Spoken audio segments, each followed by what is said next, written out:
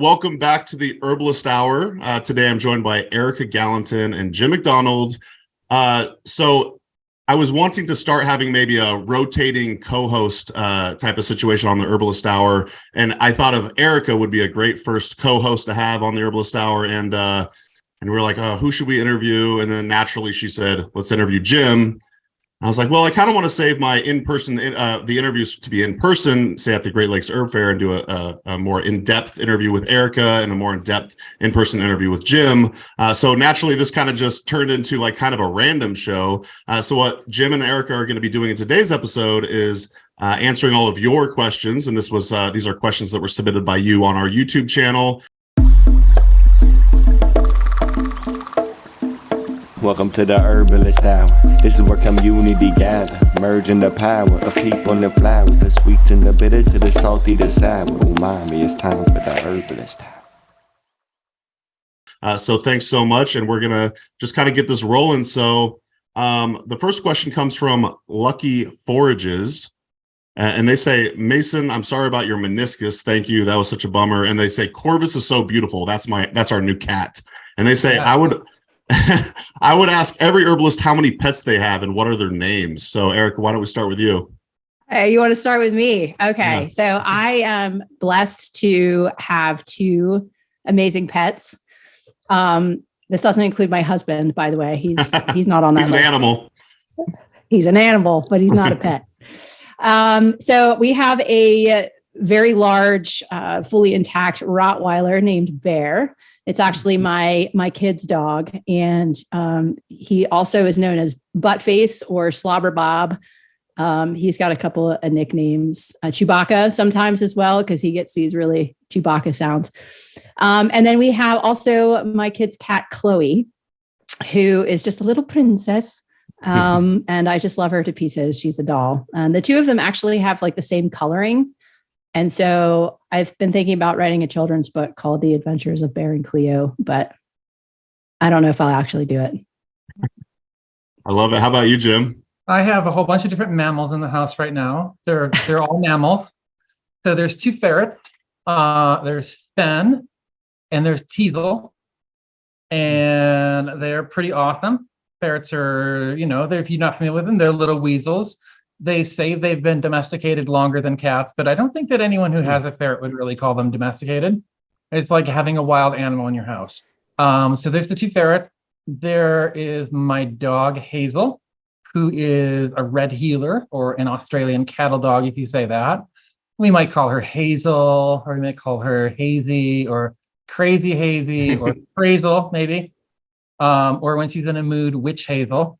And then we have 4 cats right now. We have Lavender, who I found at a lavender farm when I was teaching there. And then we have the twins, and the twins actually, depending on who you talk to, they have different names. I go for Pandemonium and Kitty Wampus. They are sometimes also called Goblin or Luna or the twins or the Wonder Twins. And then we have Black Cat, which is just a black cat. And Black Cat we also rescued, actually, except for the dog. They've pretty much all been rescued from other places. And that cat we found, I went for a walk and there was a cat locked up in a little carrier in a parking lot at a park with no food and no water on a kind of warm day. And so I thought to myself, like, we have too many animals. We can't take another animal. And I thought, I know what I'll do. There are cat people. And if I say the cat was left under these circumstances, one of those cat people will come and get it. And then when I posted about it, initially everyone was like, oh, where is the cat? I will come right now and get it. And I said, and this is my mistake, I said, I have the cat. The cat's okay. But we already have enough cats and I can't take care of another. But as soon as people heard that I had the cat, they're like, you got this. Bye. So we have 4 cats. Yeah, I knew you were a ferret person. Yeah, go for it, Erika. I just wanted to say I thought it was really cool because when I was a little girl, my dad had a cat named White One. Oh, the white one. The white one. Yeah. Just thought I'd say that. Yeah, so I won't be. I tried to convince them to name the black cat Snowball. So I won't be answering too many of the clinical questions, but I can answer this one. We have 3 cats, and we have a Luna too, Jim. Oh, yes. Now Corvus, which is the genus to crow and raven. And we've got Zilla. So, but yeah, so thanks for sharing, y'all. We'll kind of get more into some herbalism here. And they say, question for Erika and Jim. This is from Diana Donovan. What does your front lawn look like? What's your favorite place to sit in your outside space? Jim, why don't we start with you this time? I think that my lawn is awesome. My lawn is like a great lawn. There's a lot of people I know that are like, lawns are terrible, kill your lawn. But I think if you just neglect your lawn, it's a little mini herb garden. So there's yarrow in it, and there's violets in it, and there's ground ivy in it, and there's chickweed in it, and there's that creeping speedwell in it, which I really like quite a bit. And then there's the prickly ash, which keeps trying to crawl into it from the edges. And then there's the black raspberries, which are trying to crawl into it from the edges. So there's like all of it. If I didn't occasionally mow it, I would call it an emergent prairie, because it's always in the process of turning back into a prairie or into a meadow. And then occasionally we mow it because it's nice to be able to walk outside. And as far as like favorite place, I've got a few different favorite places. So there's some spots out in the woods that I like to sit down by a pond where I planted some skullcap and some calamus and some turtlehead. And I really like sitting there, except when the mosquitoes are terrible. And then I don't like sitting there. And then the front yard is better because we live up on a hill. And in the front yard, that's sort of like what faces the hill. And there's not many trees in front. So there's enough breeze to keep the bugs away. And that's also my favorite place to go and like look up at the sky. And, maybe a couple times a year, I hear that you can see the northern lights down from where we are. And I go out and I look, and I always feel like I'm looking for the great pumpkin. It's like it's always cloudy or they never show up, but I stand out there and I wait and I look north. It's still okay. We can see some like here in Michigan, we have some pretty cool constellations. We have one called Orion. I don't know if when you were out west you could see that one. Oh, we're asking me. I couldn't tell you. That was always my joke. We have Orion in Ohio. Do you have Orion down there too? We have Orion in Ohio. Yes. You got me. He's rather large. He takes up a bit of room. Yeah. I didn't know if you had it out west. When I called Howie Brownstein, I would be like, "Oh, we got this. Like, you got to come sometime and see this constellation we have over here. It's amazing." Yeah, I know Howie's big into looking at the stars. How about you, Erika? What's your lawn looking like? Well, I really have to say it's quite fantastic. Mostly because I am kind of quasi workaholic and I like to garden, especially when I have time off or I have a down day. I decide I'll garden. So my husband and I have been on this property for, 11 years now. And we've got 2 acres backed into a parcel of national forest. So we're surrounded on 3 sides by national forest, and it's wet and it's in a hollow, and we get 6 hours of sun, something like that. But similarly to what Jim was talking about, like in our situation, the forest is just trying to like grow into the opening. So we have to kind of keep it held back. I've got tons of native flowering trees. My gardens are extensively like species native to North America for sure. I've spent a lot of time collecting species and putting them in my gardens and stuff. But I also do a lot of food growing as well. So my favorite place right now, which it won't be for much longer because it's getting hot, but my favorite place right now is my greenhouse, where I do all my propagation. And I also have a favorite place, which is a little bit off into the woods.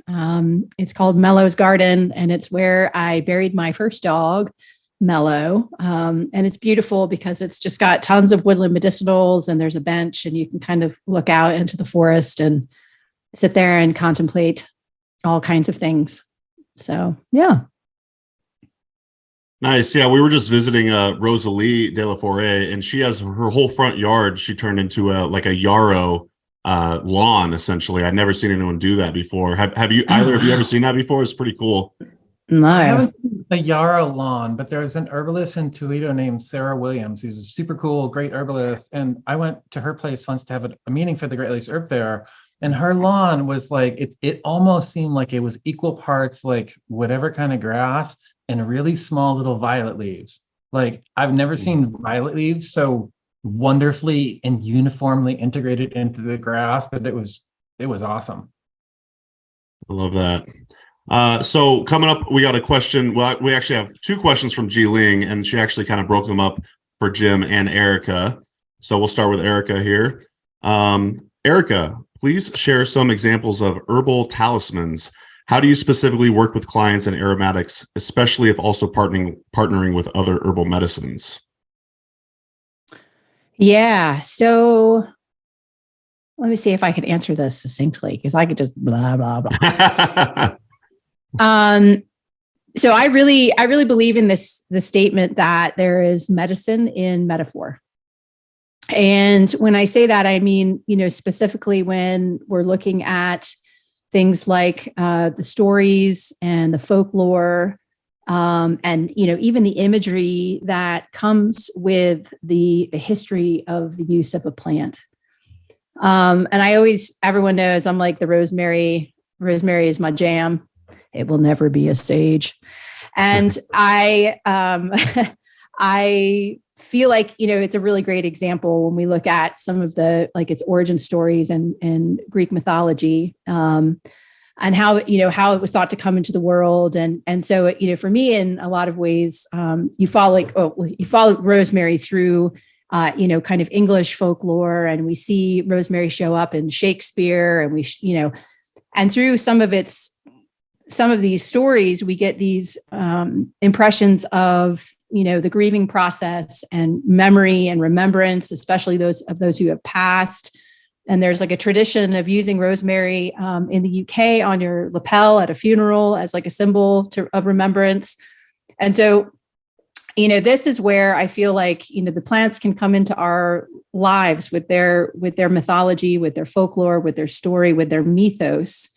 And that provides its own level of medicine and support to us, especially I think when we're working with, this within the psyche or the emotional realm, but also, in the spiritual realm as well, if you want to take it to that place. So I bring, with my clinical work, a lot of people's stories are, especially their stories of wellness and health are really deeply embedded in emotional experiences, spiritual experiences. And so when when this comes through in my work with folks, I do bring in talismanic medicine. And I mean, I would even consider, flower essences to work in this way. So, but I also love the aromatics as well. Of course, the physical plant itself, drying it, putting it in your pillow, carrying it in your pocket. I think Jim has a talisman that he keeps buried under his car seat. Yeah, absolutely. Yeah. Yeah. You should tell us that story, Jim. So I probably initially learned through Christopher Headley, because I hadn't met him yet, who was this fabulous, amazing Tom Bombadil-like herbalist that lived in London, in England, and was dear and beloved by everyone, I think, who met him. Maybe not everyone. There's probably someone that always doesn't like someone else. But the mugwort was something that people would carry with them to keep them safe on travel. And in that way that happens sometimes when you get into herbs, I was like, folklore, superstition, why not try it? That seems like it did something. I don't know, I ended up with mugwort under my shoe soles. And that was fine and everything. But then I was driving back from a class down in Ohio. I was teaching at a place called Nothing But Nature Farm, which was like a CSA. And one of my very long ago students, but still awesome people, Amanda Schubert, at the time was her name, was there. And on my way back, I was driving down the expressway and there was only one car in front of me. And, I had mugwort leaves by this time, like under all the seats in my cars and in the, under the little tray and just kind of spread out all over. I figured why not. And I don't actually have a car. I'll make my phone do this. Let's say this is the way that your car is driving with the wheels, right? And I would be like sitting up here. The car in front of me, just like out of nowhere, sort of like slammed on its brakes right at the same time that I was looking down to scratch a mosquito bite, and I looked up and I was like, ah! And I hit the side of their car, and I ended up on two wheels like this for a really long time. Oh my God. While I was saying, ah! Oh, shit. And when your car is like this, everything that is on this side of actually everything in the car was all falling this way, right? And it wasn't like a little period of time. I was quite a ways on two wheels. But then it didn't roll over and flip a bunch of times. It landed back on what was left of the three wheels that remained, and then kind of skidded off the road. And I came to a stop, and I was like, and I looked down, and on the passenger seat, on the seat that was sideways up here, was a mugwort leaf just sitting there. And nobody got hurt. My car got hurt. I didn't get hurt. The other person didn't get hurt. You know, everything worked out. And then like right after the accident, someone who left before me from the same place and had gotten turned around drove by. And so I got like a lift home, and it all worked out. And I think it was the mugwort leaf. Because even though that sounds like a ridiculous thing to say, it's also ridiculous that that leaf could have been in my passenger seat, and ridiculous that like no one got hurt in such a serious accident. And I'm just okay with it. And as far as like this idea of, using herbs as amulets or talismans, I think this is a big left out part. And when you see books or chapters in books on herbal preparations, they don't talk about just carrying the herbs with you, right? And you could put them in a little bag around your neck, or you can have a special place to put them. But sometimes I'll just take something and like, oh, I need this, and stick it in my pocket for the day, right?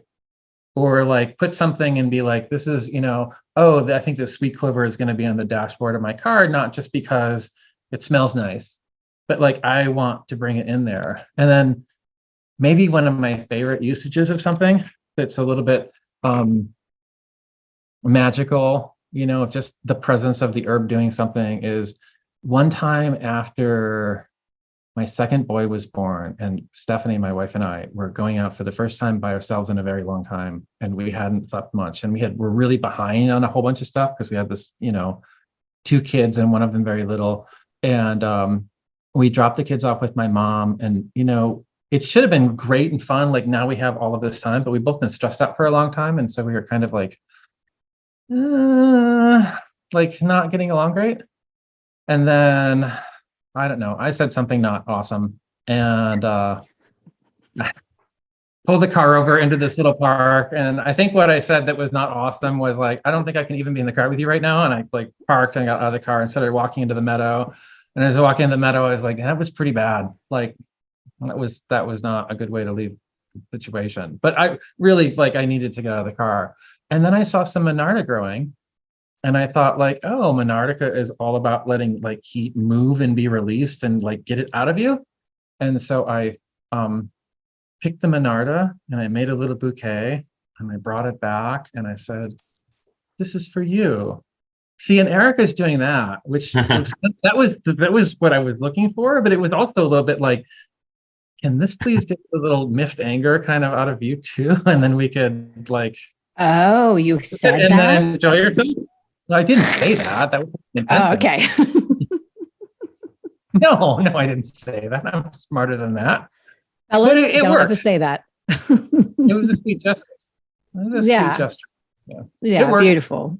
But there's a lot of ways I think that people can just have stuff with them. And sometimes, I've told people about carrying, hawthorn berries or hawthorn thorns with them for like emotional protection.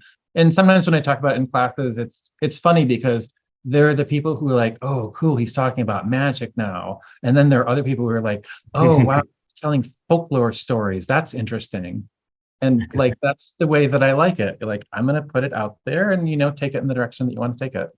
But I do think it's important. And I think it's like, it's a way that humans have always used plants. We've always like carried them with us. And just by their presence being with us, they've had an effect on us and the situations around us, and it seems weird to me to think that, oh no, that's not like, we believe all the other stuff plants do is real, but that's not real. So I kind of think that that's real. I do too. Yeah, same. Especially. Oh, sorry. No, go for it, Erica.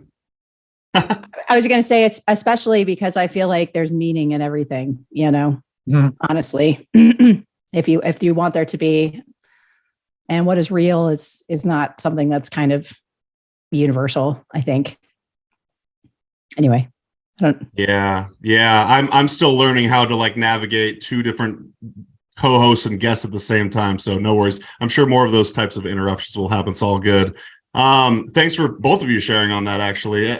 Jim, I almost want to say I heard you teach one time about using like a hawthorn thorn as some sort of talisman. Am I remembering that correctly? Or I've done that, but I once worked with someone and I mentioned this to them, that they could have like a little bag of hawthorn berries or something like that. That's right. And they upped the game a lot. They made hawthorn beads and made a necklace out of the hawthorn berries. Oh, beautiful.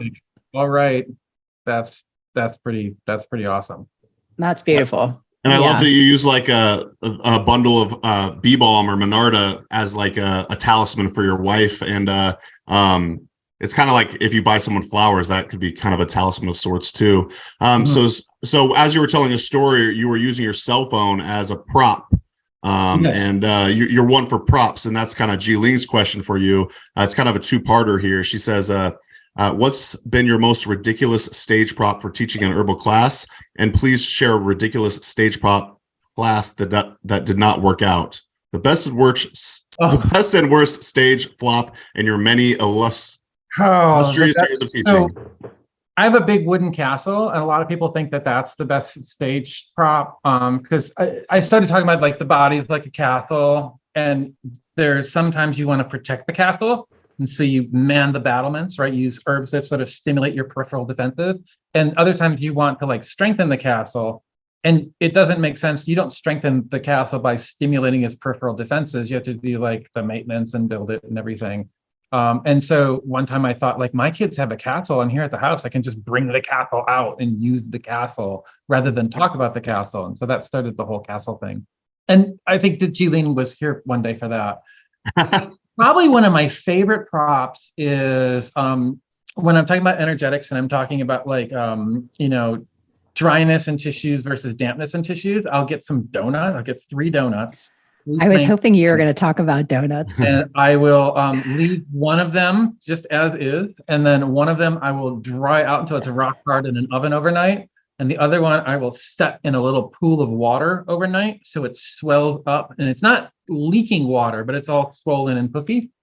And like the relatively fresh donut that you can squeeze and bend a little bit, that's like healthy tissue. And then the dry tissue is like, it's stiff and it's resistant and it's lacking moisture. And so it's sort of like shriveled and not pliable.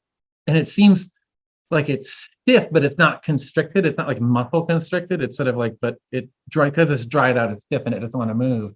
And our tissues can get like that. And our tissues can also get like kind of soggy and boggy, right? And they're sort of like expanded and their structural integrity is weakened, and you can stick your finger into it and be like, look, pitting edema.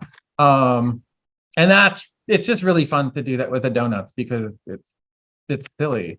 And a part of what I keep thinking is, what can I do that's silly and like make it work and get away with it, right? And another thing that I've done is I've talked about how I'm reaching in my pocket right now. I've talked about how elderberry can be used to basically it interferes with a virus's ability, like the ability that it uses to get into your cells to make copies of itself. And so if you imagine like I'm a virus and this little Amanita cap is a cell, right? And I want to get into it to make copies of myself, but I can't get in because this little red ring won't let me in.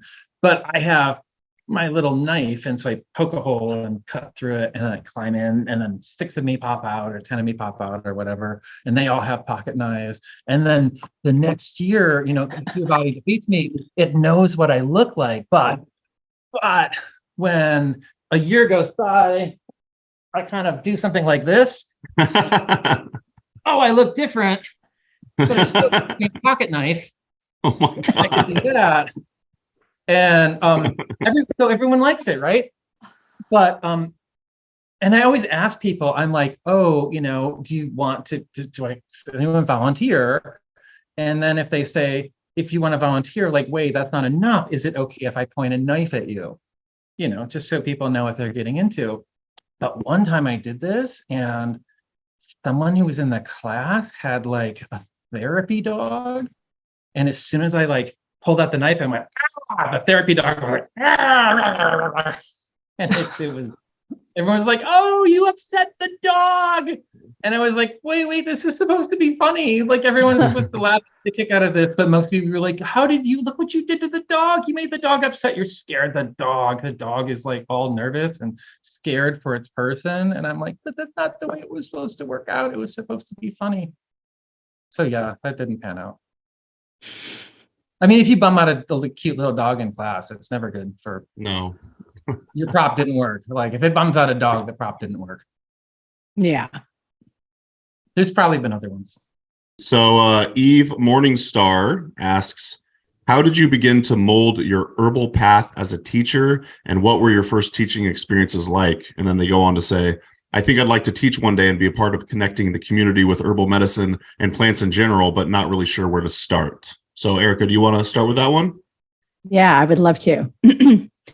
I feel like, so back in 2017, when I started Sovereignty Herbs, I made this really funny, adamant statement of, I'm never going to have an educational platform. Screw that. No way.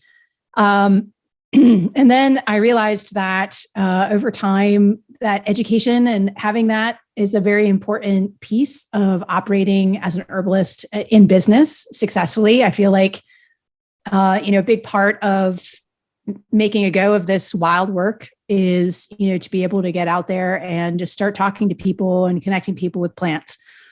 And so, I think what happened for me was I realized that I couldn't actually work clinically with people like in a vacuum. I really was going to have to change my perspectives on not having an educational platform. And so I did. I started teaching, and I've done a lot online. But the in-person stuff is also really super important, and I feel like it makes in this like super saturated online education environment that we have, I think it makes learning about herbs very special, especially when you can, go on an herb walk or, do a plant propagation class or a tincture making class or things like that. And it just gets these experiences into the hearts of people. And it can plant seeds that you would never know. And so I don't know if I'm answering a question or if I'm just kind of rambling about my experiences, but I definitely started off working like predominantly like simple, thinking to myself, okay, well, what can I teach? If I were to listen to the voice that says, I don't know enough to start teaching people about this, got to turn that voice off and just focus on the voice of like, well, what do I know? I do know things that maybe other people don't know. And so just, starting off simply, like doing herb walks, really great way of starting to teach. Also, any kind of how-to class. I mean, some of the easiest ones for people or most accessible, I would say, is like, bringing herbs in as food, and really just getting people's hands on plants, really, and interacting with them as beings in the world.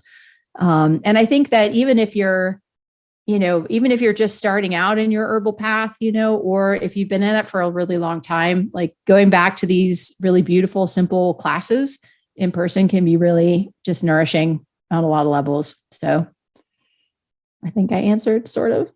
I really like that answer. I like not focusing on the negative voice, but the positive voice, like what can I teach? I think that's a really good place to start. Any input on that, Jim?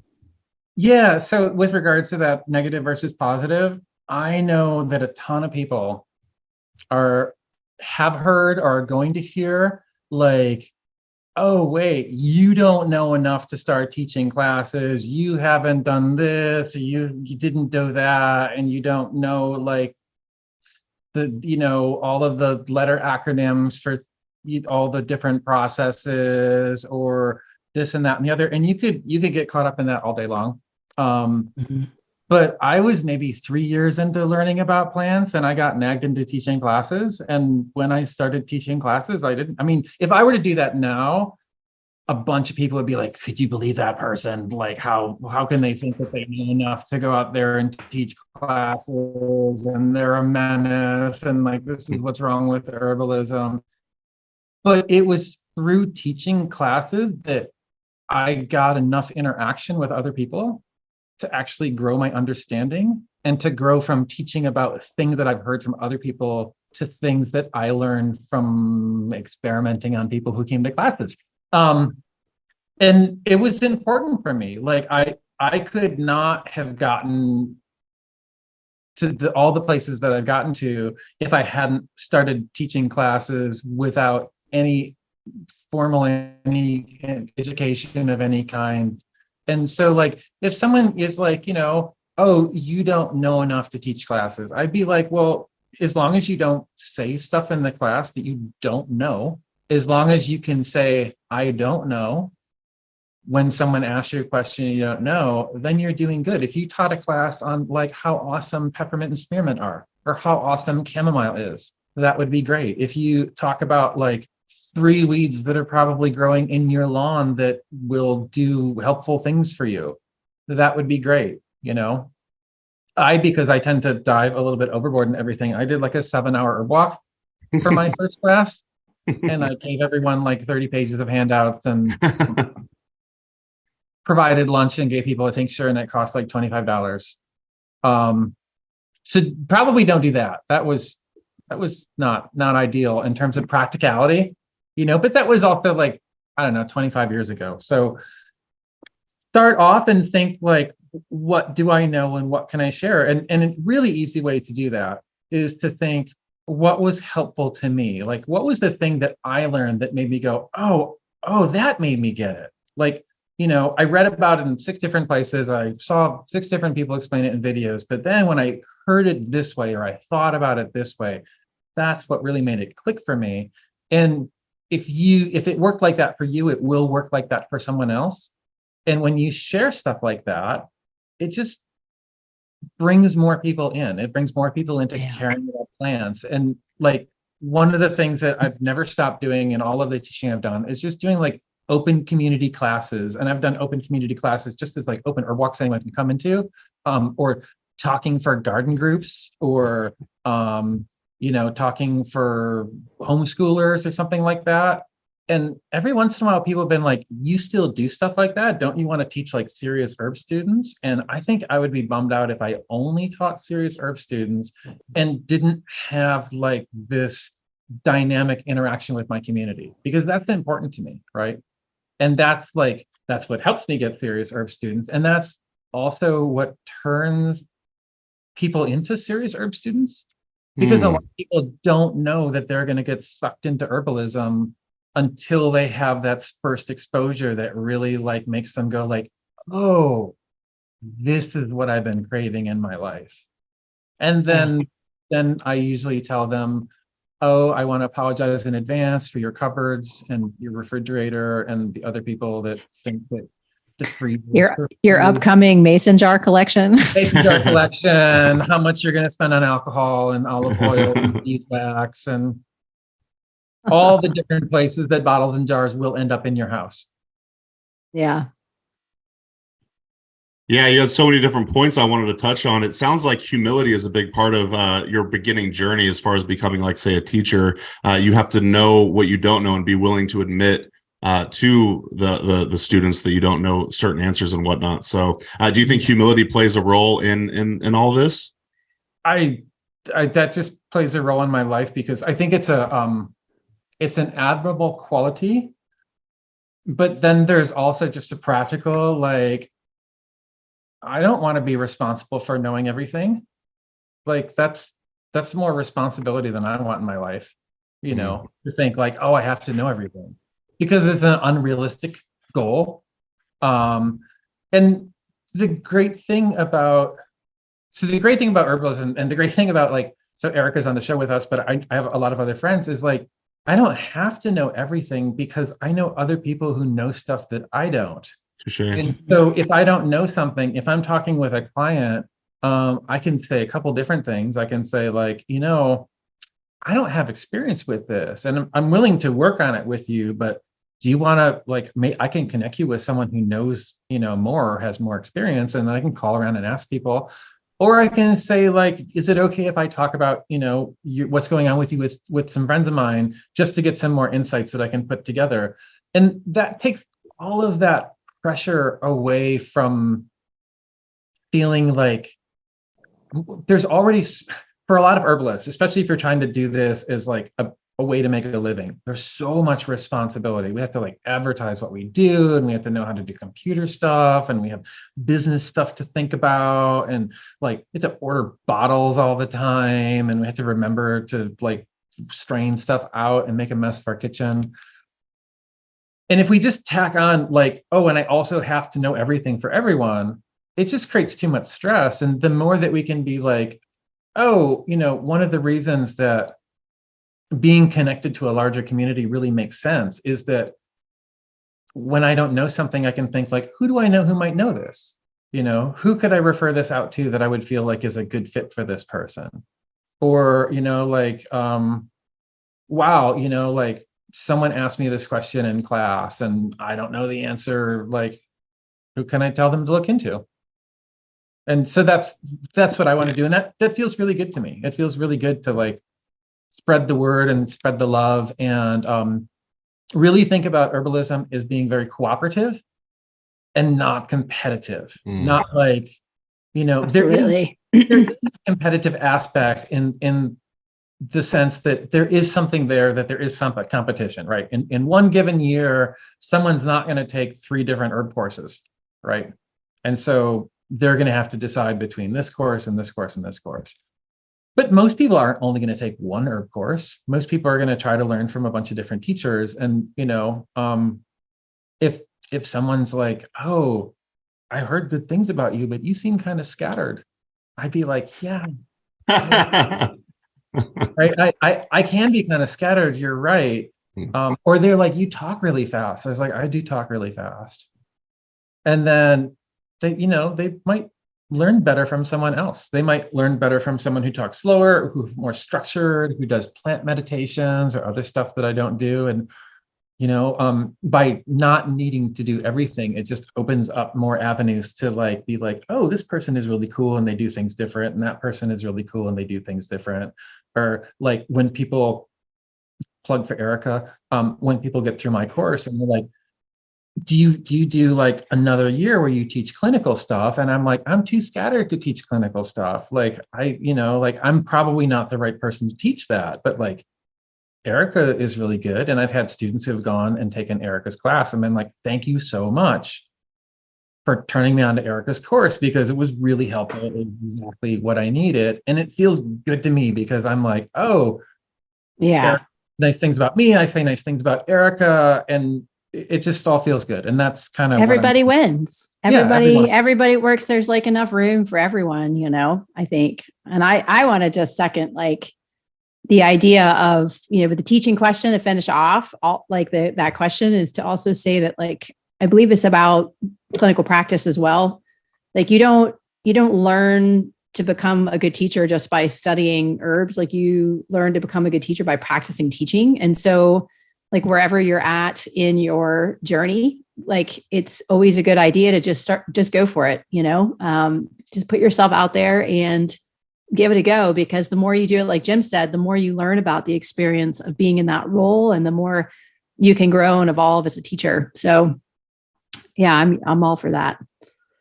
I know people who, like, their initial experiences teaching were not great experiences, but it led them to be like, oh, if they kept at it, they're like, oh, I was trying to teach in a certain way because that's the way I felt like I should, or I wanted to be able to teach. but we all have to think about like how we best teach, right? So for example, like there's a whole bunch of great teachers and I can't teach anything like them. Like I can't do that. I can't do like the very like this leads to this, leads to this, leads to this, and here are all the pathways and all of the big words and like the very fine detail stuff. I'm better at making up like cartoon analogies and silly props and everything. And some of those people can't do that either. So it just works out. You just find the way that like works best for you. And whether it's more fine detail stuff or it's more storytelling or it's more like physically making stuff and doing, like try a few different things and then like see like, oh, at what point in teaching did I feel like, oh, wait, now I'm hitting my stride. This is really working for me. And it's coming out a lot more easily, and then focus on that. I love the point about herb students usually do take more than one apprenticeship. I'm an example of that. I took the Columbine School of Botanical Studies, and then it was a couple years later, I was like, oh, I want to re-immerse myself in the realm of herbalism. So I'm going to go up to Portland and take the Arctos School, So yeah, you guys both made so many good points. This actually is probably a good segue into talking about Erika's new offering. This is the Herbal Practice Connection. With an X? With an X. Thank you. Yep. And I was just hoping you could tell the HerbRally audience what the Herbal Practice Connection is all about. Yeah, I'd really love to. So this is a project that I've been working on for almost a year and literally birthed it out into the world at the beginning of May. And basically what it is the shtick is that it's a gathering ground for seedling through seasoned practitioners of herbalism seeking support and resources to build and grow their clinical herbal practice. And in a nutshell, basically what Herbal Practice Connection, or HPX for short, is its own network away from social media platforms and everything, that it's kind of its own enclosed sacred space. And in this space, we have 3 rooms. We have a consultation room, we have the apothecary, and we have the office and marketing garden. And each one of these spaces has its own events calendar. We have monthly themes that we work with. Something I call accountability quests, where I'm posing questions about, things that can really help support your development as both a clinical practitioner, but also as an entrepreneur, because clinical practice is a business. It is. And we've got Pep Talk Tuesdays where we sit around and do roundtable and talk about stuff. We've got case reviews. In fact, I've got one coming up tomorrow. So that's really great. And for me, it's just the beginning of something I'm really proud of it. I think it's really important. We're working on accessibility and making sure that everyone who wants to join up can be a member. Just a really, really cool space. Just fabulous. I love it. So I could talk about it for hours, honestly. And one thing I'll also say is that in addition to the pep talks or the case reviews, we also have a specialty training every month, once a month. Either myself or I have guest teachers coming in as well. So Camille Freeman's coming in July to talk about starting to work with clients when you don't have a dispensary, and what like some of your options are for just starting to work with people without being able to ship them herbs or whatever. Asa Waldstein's going to come in and teach a class about marketing pitfalls with language and the FTC and the FDA, and just really cool classes. Lindsay Felsposh is coming in to do a formulation class. I got Mel Casting coming in. These are my buddies coming in to teach a class on reflective practice. So just really cool. Just there's a lot going on every month. And I'm really excited about it. So there's that. And am I allowed to talk about the other stuff too, real quick? Go for it. Yeah. Yeah. Okay. So the other cool stuff that's going on, other than the IHS happening in a couple of weeks, is I have 2 aromatic distillation workshops planned this year as well, only 2. So one is at Oshala Farm out in Oregon, which I'm really, it's kind of a once in a lifetime opportunity to go and distill on this farm. So I'm hoping for folks, especially who are out West, who want to come and hang out with me there. That's going to be pretty great. And I'm also going back to my homeland back to Scotland to see my pals and teach a class out there as well at a place called Pishwanton Wood, which is now managed by the Life Science Center and the Ruskin Mill Trust. We're going to be doing like a 3-day intensive Gertian plant study distillation workshop there. So that's pretty cool. If you wanted an excuse to go to Scotland, I just gave you one. There you go. So that's what's going on for me. So that's sovereigntyherbs.com or herbalpracticeconnection.com, but we'll leave links to that, all that in the YouTube description along with the podcast show notes. Right on. Thanks for sharing, Erika. Thanks. Yeah. Yeah. So, all right. Well, let's keep the questions rolling here. Laurel Tree Wellness asks, hey, I would love to know how much weight Erika and Jim place on labs, and if they review labs, how they use their experience as herbalists to review them and interpret them for practical application. Thank you. So, Jim, you want to start with this one? Yes. There are a bunch of people who read labs better than I do. Like, I can do a pretty decent job. And so what I'll tell people is like, oh, if you have labs, I want to see them. Or occasionally, I think you need to get labs. Like, I've seen that there's some presentation or some symptom that concerns me, that makes me think like this might not be a little thing, this could be a big thing, and we need to use labs to figure out whether it is a big thing so that we don't miss anything. And it's interesting because there are people who feel good about doing that, and there are people who really don't want to do that. They don't want to be involved with conventional medicine in any kind of way. And maybe it's idealism. Maybe, though, it's like they've had bad, legitimate experiences, right? And they just don't want to have another bad experience. So usually the way I'll frame it is like, getting this looked into allows us to rule out any of the big serious stuff so that we can feel confident doing what we're doing, knowing that we're not missing anything big and serious that we might otherwise not be able to tell right away, because there are some things that seem like minor symptoms that can be major symptoms. I just had a really intense situation in this past year with someone who had swollen ankles for two years, and like water retention is a big deal because it might be from minor things or it might be from really, really major things. And for this person, it was from a very, very major thing. And so it's important. But because I'm not the best lab reader in the world, it's just a great example of what I was talking about before is people will say, oh, can I send you my labs? And I'll say, yeah. And depending on what I might expect or not expect, I might tell them right off the bat, like, oh, I have some friends who are really great at like seeing stuff in labs that I might not catch. Is it okay if I let someone else look at these? And I don't think anyone's ever said no to that, right? So it's a great example of I can rely on people who like have like super lab detective mind to be like, oh, it's not just like that number is high or that number is low, but like, ooh, it's interesting that this number is high and that number is low, and that number is in the normal range, but it's at the high end of the normal range, and I might not have picked up on that. So having access to other people who really rock in those areas is super helpful for me. But I do think it's important. And I do think that one of the ways that I think about like the energetic herbalism that I am most skilled at and sort of conventional medicine is that energetics is a really qualitative system. And conventional medicine is largely a very quantitative system. But one is not better than the other, right? A quantitative system can sometimes catch something earlier when all of the presentations are actually kind of mild, right? Unless you actually see some of the numbers.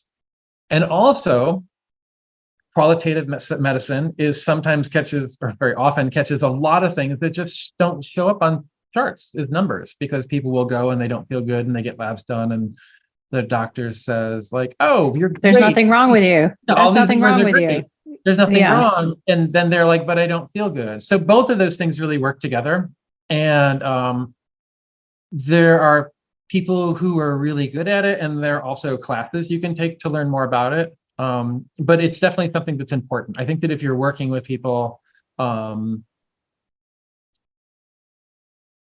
having a understanding of what red flag symptoms are, like water retention.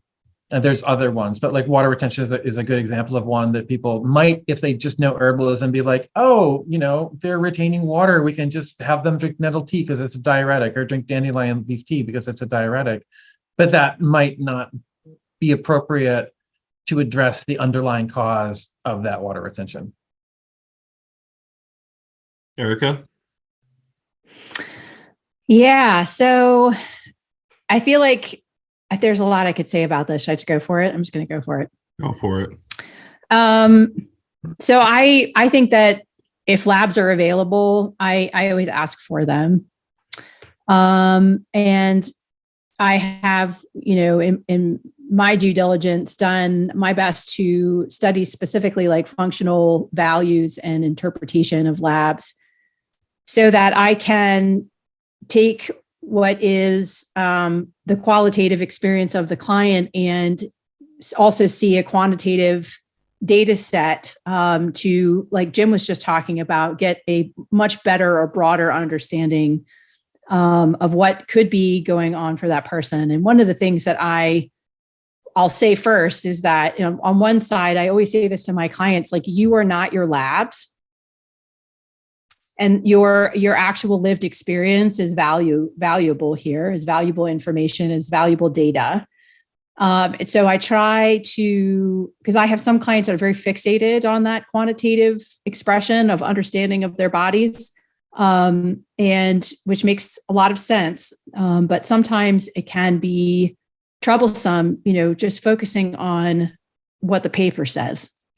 And I think that in an extreme example of this, one of the issues that I have rolling into the 21st century of medicine are all of these laboratory tests that have been designed to capture and diagnose, right? So labs are never supposed to be the source of a diagnosis. They're supposed to, in medicine, I could say just that they're supposed to help support a diagnosis, but they're not supposed to be the source of a diagnosis.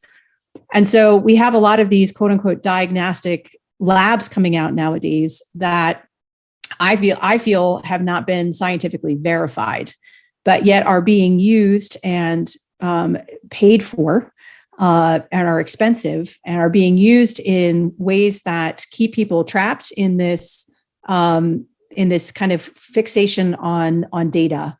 Especially for me, I get irritated when it's data that it's just been captured in a way that's not been validated, right? So there's extreme examples of blood labs that I've gotten from clients where, I'm just like, I don't even really, like, I look at everything, but I don't really give a huge amount of weight to a lot of these tests that are kind of new and up and coming and, pay out your backside for this full analysis of your, whatever, because there's so much we still don't even know. And also these tests have not been validated. So there's like one extreme of the other. The other extreme is, for me, I think a perfect example, right, is, so I work with a lot of cisgender females who have, are struggling with anxiety, right? The symptoms of anxiety being a part of their case history.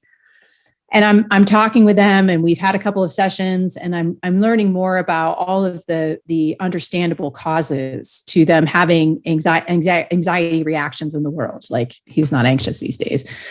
But I also start to pick out other parts of the story that I go, okay, well, there are a lot of things that could be going on inside your body that actually are mimicking symptoms of anxiety, but are actually something else. And, there are a lot of times I'm just going to speak for the cisgender female experience, because that's what I know best. Walking into a doctor's office going, I have these symptoms, my heart's racing, I feel breathless, like I feel shaky. They go, oh, well, here's the antidepressant or birth control pill. And they'll just call it anxiety, and they won't dig further into it. But if they did, they would learn that, oh, gee, okay, so we have things like low blood sugar, blood sugar control issues that can mimic anxiety. We have iron deficiency anemia, which is huge for a lot of women, cisgender, and even, anyone with a uterus. So we have all of these other pieces and parts of the human body that can manifest as anxiety symptoms. And if I'm there, if my client has been told for their entire lives that, you're just anxious and you need medication, to get them out of that narrative, to kind of go, well, let's look at what's going on over here, because this might be a blood sugar issue. This might be an iron deficiency anemia issue. And I can guess that might be a part of the story, is based on how they explain themselves to me. But if I have labs, I can see that's where the qualitative experience of anxiety actually becomes the quantitative experience of, no, this is actually an anemia that we're dealing with here. And having that capacity to just slow down and zoom out, taking in that qualitative, taking in that quantitative, that's the stuff that changes lives, and so I feel like that's where labs really come in for me as well. It's like in a really important way. I'm also, just to speak to something that Jim said, is that I am the kind of herbalist that, like, I don't believe in this us versus them thing. I feel like modern medicine is amazing. And I know a lot of us, myself included, have had really traumatizing experiences. And that's part of the nature of the economics of medicine rather than the practice itself. There's so much that can be gained from engaging with that system of medicine. It doesn't necessarily mean that it's the whole pie, but I always like to encourage my clients to kind of say, okay, you have this amazing tool set from this tradition of knowledge. Like, let's use it. Let's use it. Let's use it to your benefit, rather than, And so a big part of what I end up doing in these cases where people are sort of orthodox medicine or conventional medicine averse is I help them to engage that system from a place of feeling educated and empowered, knowing how to go in and ask the right questions, to remember that they are the customer after all. And so when they go in educated, they go in with their questions, they go in with this is what I would like to have investigated. It can be a much easier experience for them to engage with that system. So that's a big part of my work as well, is really helping them navigate that. So that is my very long-winded answer to the blood lab question. You have any comments on that, Jim, or should we keep moving? Yeah, I totally agree that probably especially the low iron is huge. Low iron is huge. And it's one of the major causes of exhaustion and just deep-seated tiredness. And that doesn't mean that stress isn't also a major contributor to deep-seated tiredness. It can be both of them. But if you only do stuff that is supposed to help your stress, or you use nervines or use adaptogens, and you don't also increase iron, right? And increase the levels of the red blood cells and ferritin, you're not going to be addressing the whole thing. You're missing a big piece. And I've seen situations, actually, I've had situations where I just, I lost my client because I'm before we go down all of the different herbs we could use, you've given me a bunch of the major, flags for iron deficiency and anemia. Have you ever thought about that before? Or, do you have any history with that? And it's amazing to me that a lot of times people are like, you know what? I felt like this before. I felt like this, 10, 12 years ago when this happened, and it was exactly the same. And you're right. It was totally my iron. And I found out because, it was when I was pregnant, and I thought it was just being pregnant. And then my midwife had me do a blood test. And then I found out my iron was low. And when I got the levels back up, everything changed. And they're like, thank you so much. And then they don't need herbs. But that's okay. That's okay. That's I mean, okay. I always say to my clients, one set of tools we have are the herbs. It's one set of tools, they come in as one set, it's the other set of tools we have is our capacity to slow down and to listen and to connect dots, or to ask the right questions. Yeah. Sorry. I just jammed myself right in there. No, that's okay. I can just look at this. I can cut my way back right in the conversation. I mean, I'm an herbalist and I love using herbs. And I mean, I'm going to be totally honest. I like this is royal fern. I think about this royal fern and I feel so happy. And I don't actually have a little like bottle of iron, but if I don't want to snuggle up with the iron as much as I want to snuggle up with the royal fern, but nobody's got a royal fern deficiency. No one really, even as awesome as like vervain can be, no one has a vervain deficiency. And it's really common that people use herbs to treat nutritional deficiencies. They use relaxants to treat magnesium deficiency, and they use adaptogens maybe to treat like the exhaustion of like an iron deficiency. And we need to get the nutrition first. That needs to be like the foundational ground basis. Yes. And then we use herbs on top of it because the herbs, the nutrients are essential, but the herbs do stuff that the nutrients on their own don't do, right? They add a different kind of magic into the picture. Awesome. So much good stuff there. So just to be respectful of the time, it's 5:04, at least Central Time. Erika, you have like 30 more minutes. Is that correct? Or actually, yeah, I've got a client at 6:30. So as long as we can hop off at 6:25. Okay, 6:25. So we definitely want to promote Jim's stuff. We want to do the tea thing, and I definitely want to get at least one more question in. And so what order would you like to do that in? Okay, so for folks who are watching, I had this brilliant idea that because I love hanging out with my dear friend Jim and having all kinds of great conversations, and I just love the way his brain works. So what I thought we could do is I have a mystery tea, so Jim doesn't know what this is, brewed and ready to go. And I'm gonna start off with, and this is a great way to learn about plants, by the way, ones that are safe to consume. I'll just say that. Where you take yourself through like a process of really using and engaging with your senses to kind of understand or learn about the plant, So I thought that I would take, this is going to pop. Hold on. There it is. Ooh. I'll edit that part out.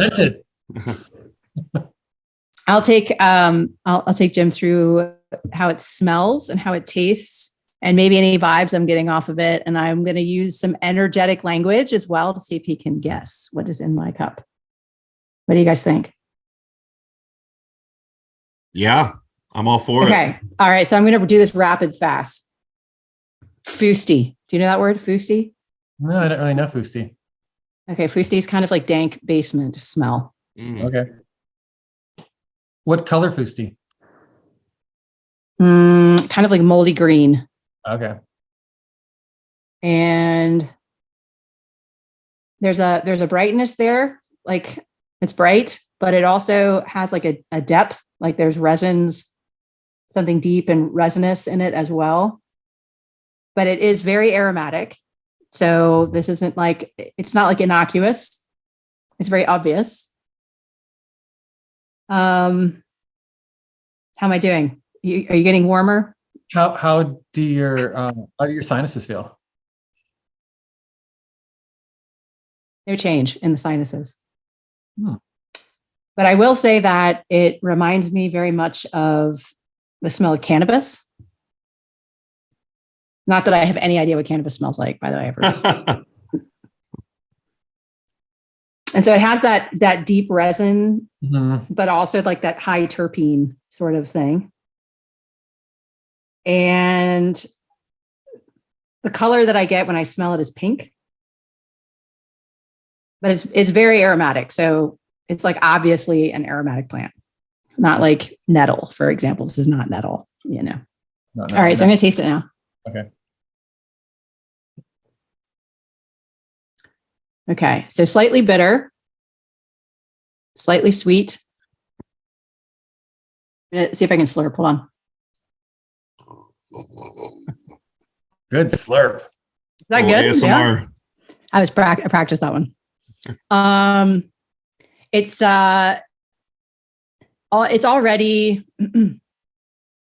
already making me feel warm. And now that could be from the temperature of the tea, but I will say that this is definitely an herb that would be considered warming and diffusive. Like aromatic plants, I'm making this really tough because a lot of aromatic plants are warming and diffusive. Okay.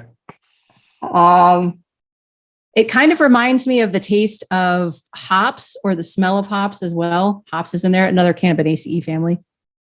Well, that takes hops out of the running. That's what my guess was. Yeah. Okay, we're getting closer though.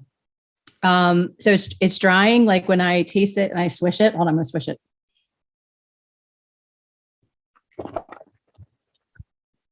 You know it now after that swish?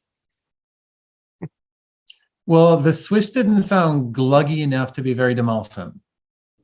It's not demulcent. I would say this is, I'm getting a lot of drying sensation, and it's bitter and it's resinous. So warming, diffusive, bitter, resinous. Other energetics, can I say When this? you say diffusive, I would. You mean tingly diffusive? I mean like diaphoretic. Okay. Diffusive. Yeah, like move heat out from the center, diffusive. And it is definitely a relaxing nervine. I would argue that it is one of those paradoxical, relaxing, but also stimulating. Come on, you just say it. Just guess. So could this be rosemary? It could be, but it's not. Okay. I would say we got to go more relaxing. We got to go more relaxing than the rosemary. Yeah. I was thinking it sounded kind of ground ivy-ish, but I don't know if you're the kind of person that would make tea out of ground ivy. I almost did actually use ground ivy as the mystery tea, interestingly enough, but it's not ground ivy. But you're getting closer. You're in the right plant family. Sherry's guessing, is it vervain? Nope, not vervain. Sherry, not vervain. Not bitter enough. Not bitter enough. And too aromatic. Not bitter. I would enough. say this definitely comes in a lot as it's very gentle diaphoretic. Specifically, I think of it mostly as a diaphoretic, a relaxing diaphoretic, safe enough for children. And catnip. Yay! I was going to start meowing. Okay. Nice. Nice. Yeah. Yeah. I was sweating there. I was really hoping Jim was going to get that. So, have you ever juiced catnip? No. So, in the Physiomedical Dispensatory, William Cook, he talks about it. I love the Physiomedical Dispensatory. I love that book, but I always think like he would not be fun to hang out with. No. Like, I don't feel like he'd be like, no. But I think it's under the entry either for valerian or catnip. He talks about making a formula that is tincture of valerian, spirits of anise. So like a distilled tincture of anise, or nowadays we just put some anise essential oil in some alcohol to make anise spirits, and a succus of catnip. And one of my students was doing a medicine making class, and they're like, I want to make something different than like just tinctures and oils and salves and teas and decoctions and syrups and stuff. Like, what would be really interesting? And I was like, you could do a succus. And I was like, oh, I heard about this one thing. You should try that. She's like, have you had it? I'm like, no, I don't have the right kind of juicer. I keep waiting for one of my friends who have like one of the crank wheatgrass juicers to get sick of juicing wheatgrass and give it to me, but they haven't yet. And so she tried it. And then I was over there sometime later, and she's like, you have to try this. And I took a little spoonful of it, and it was powerful. Like, I have never felt so sedated by catnip before. It was like, I'm telling you, you guys, wow. It's like, yeah, it already, it's very quick. I experience with catnip. It is a very fast CTFO. Do you know what I mean by that? You guys can fill in the acronym CTFO. Calm the fuck. Fill the. Oh, yeah. I wasn't going to use the F-bomb on your show, Mason. Oh, we're pro swearing around here, so. Oh yeah. Okay. You have permission now. Okay, so what was it? What was it for? it's a really good, fast, chill the fuck out herb. You know, if you need one, which we all do, I think. Catnip is totally underutilized because I think people think like Oh, that's like a kid you would actually, that's like an herb you would give to a kid, but I'm an adult and it's probably not strong enough to work for me. And I'm like, I can't. no. I can't stand these little boxes that we put the herbs in. It's like, oh, this is an herb for kids, or this is an herb for testicles, or this is an herb for whatever. I don't really like that. I don't like those boxes. They're too restrictive. When I first started at Mountain Rose Herbs, they had a free bin, and catnip was actually the first like 5-pound bag of herbs that I got for free at Mountain Rose Herbs. And I didn't know how to use it or anything. So I did make a tea, and it was, I was blown away by how effective it was, as calming as it was. So, and then obviously it has kind of an opposite effect on cats. But if you want to really quickly guess which tea I have, it's bitter, resinous. It's I don't know. It's calming. It's fun to have after like 5 p.m. Oh, it's an IPA. Mm-hmm. Yeah. Okay. That was quick. That's why I did that. That's why he was thinking hops. Yeah, exactly. Well, right on. It's 5:15. We got about 10 minutes, and I want to get through one more question. Also, let's. Hey, Jim, why don't you shout out some of your work? Where can we learn more about it? We can. Yeah, go for it. Let's see. I have always got a a la carte selection of classes that are available through herbcraft.podia.com. And those are things that you don't have to like sign up at a certain time, and then you can't sign up again until next year, or like finish within a certain time. It's just kind of like you can go through them and move through them at your own pace. And there's written information and video information, and you can listen to it. So that's always available. I don't have right now any online courses coming up, although we are planning on taking the class that I just did on the temperaments, the humoral temperaments, and working that into an online class. We're just trying to figure out how to translate it from the way that it's interactive when I teach it in person to work online, right? And that's one that I don't think that will be just an a la carte thing, because I feel like that there should be some back and forth in that one. But every year from spring through summer, through actually late winter through spring through summer through fall through early winter, I do lots of plant walks around the Great Lakes region and sometimes other places. So come to one of those. It's one of my favorite things to do, is just to get people out to where the plants are and check them out and like watch people get sucked in. I love that. I love watching people get sucked in, and I think like, oh, they just like the course of their life just got changed. It just got altered to be controlled by plants. Sometimes people say like, how did you get into herbs? And I'm like, I think I was passing by plants, and one day they like, yeah, I think we could make that one work. And they grabbed me, right? Like herbs got into me and decided that I would serve them well. And I told that to someone once, and they were like, that sounds a little bit disturbing. And I was like, then I don't think that this will happen to you.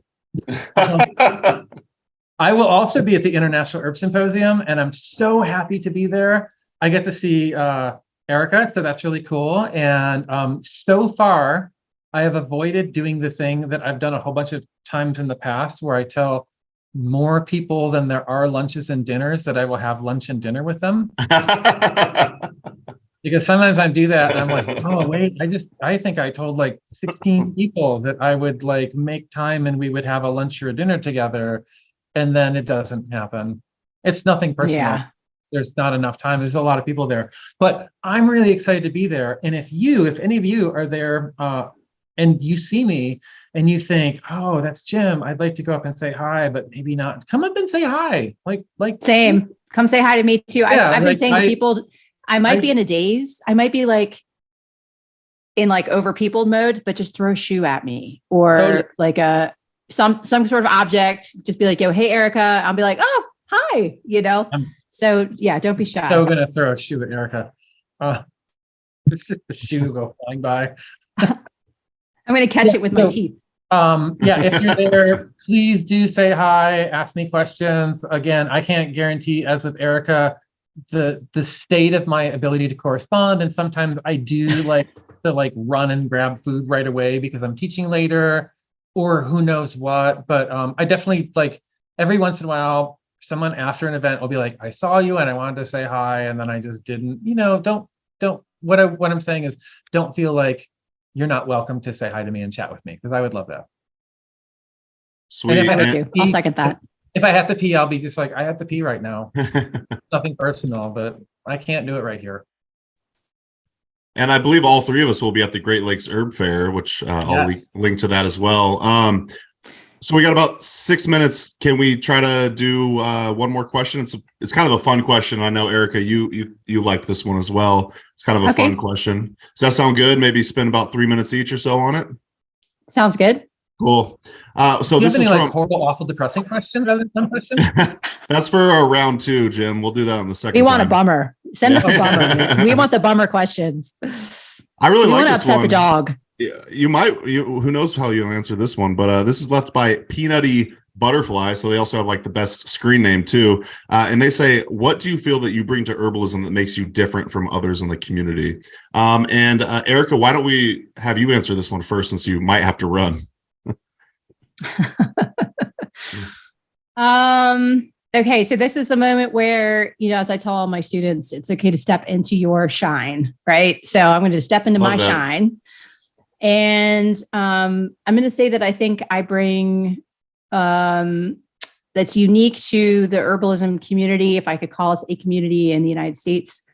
I think I bring my training, my extensive training. I also think which is not necessarily unique, but the clinical experience I have is unique. I also feel like I bring my business savvy and my entrepreneurial skills to the table, especially where they're needed, in getting more people actually working with clients. For me, this is kind of like a heart path mission. We lose so many talented herbalists to the void, which is this place that you go from, you studied, and now it's like you've got to somehow land over here to start working with people. And this is just like the holy shit show of I don't know. And we lose people to the abyss. So I'm really passionate about there being more herbalists actually working with clients safely, ethically, and with accountability. And so I think I bring those skills to the table. I also have a great smile. And I think the other piece I bring, well, 2 other pieces. I'll go quickly. The first one is I definitely like to emphasize in my teaching and in my work the importance of the emotional realm in the work that we do as herbalists, and my perspective about just what the practice of herbalism is all about for me, which is way less about treating problems and more about supporting people back into loving reciprocal relationship with their bodies. And that I really nurture this idea that the role of the herbalist in people's lives has changed significantly from the days of the physiomedicalists or the Culpeppers or, hundreds of years ago.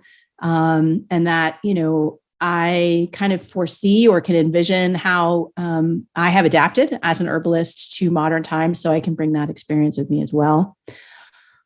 And then the last shine, I think, is I am both like a student and a researcher of Goethean science and phenomenology. And I've been working with folks up at the Nature Institute in Ghent, New York, on an intensive program there. And what I really appreciate about what Goethean science and phenomenology has brought to my perspectives as an herbalist is really surrounding this idea of using our primary senses and our lived experience, our qualitative experience, and really relying on that as a legitimate source of information. And so I do love doing plant studies. I love bringing them into my distillation workshops and all of these things. And there's not a ton of folks doing that work here in the United States. So I think that's something special and unique I bring to the table.